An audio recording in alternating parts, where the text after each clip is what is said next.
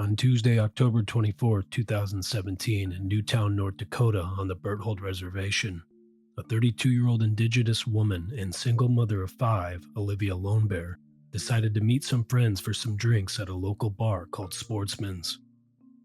As the night carried on and fun was being had, Olivia eventually decided to leave the bar after telling her friends that she was tired and was ready to go home. So Olivia jumped into a darker teal 2011 Chevy Silverado pickup that she had borrowed earlier on from a non-native friend, Jim Hoffenke, and then drove off into the night, marking one of the last times she would ever be seen alive, ever again. It's been reported that Olivia would later be seen again that same night driving around in Newtown, which was caught on a surveillance camera from one of the local banks. And according to a rumor online, there's also a chance she was seen with a non-native male at another location in town that night, but confirmation on this second sighting remains uncertain. Over the course of the next couple days, Olivia's family had not seen her return home and grew concerned, because it was unlike Olivia to go days without zero contact with any of her family members, including her five children. So then after 3 days of calling her phone repeatedly with no answers, and still no sign of Olivia anywhere, her father would report her missing to local authorities.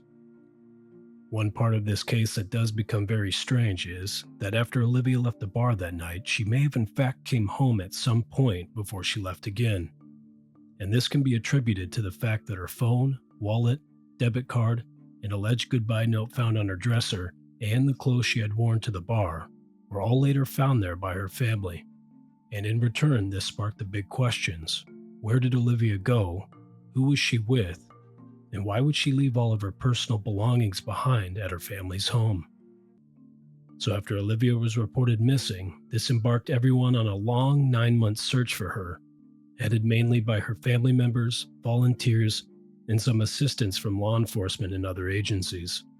Throughout this long and grueling search for Olivia, Olivia's family ran into a lot of issues with law enforcement along the way. That included a lack of urgency to find Olivia, excuses for why certain areas weren't being searched, jurisdictional issues between agencies, and even the lack of transparency between law enforcement and the family. Then in July of 2018, a well-known advocate for missing Indigenous people by the name of Lisa Yellowbird Chase took a boat and some sonar equipment to Lake Sakakawea, which was about a half a mile from Olivia's home, and she searched the lake looking for anything related to Olivia's disappearance. And this is where she would make a very startling discovery at the bottom of one of the bays connected to the lake.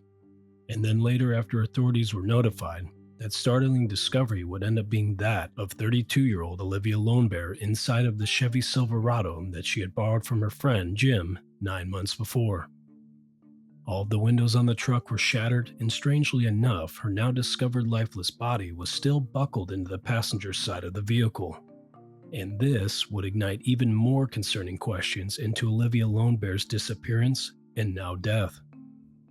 Now, the mystery of this story doesn't stop there, because it would be revealed later on that even though Olivia did not have any contact with her family when she disappeared, she did in fact have contact with two other people on the night of October 25th, which was about 24 hours after she left the bar.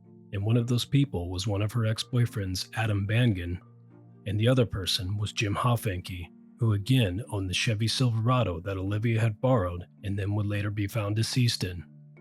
So please join me on my newest full episode of True Crime as I dive deeper into Olivia Bear's case and really highlight all of the mysteries that surround this story. I'll also be talking a lot more about Jim Hoffenke and the message that were sent to him from Olivia's phone on the following night after she left the bar and then went missing. No one has ever been charged with any crimes related to Olivia Bear's death, and at this point in time it's now been over 7 years since Olivia was found, and I'm more than sure that Olivia's family is ready to get the answers they deserve surrounding her mysterious death. So then hopefully one day they'll be able to find some justice and closure in all of this. I'm your host, Drew V, and you just heard another trailer of True Crime.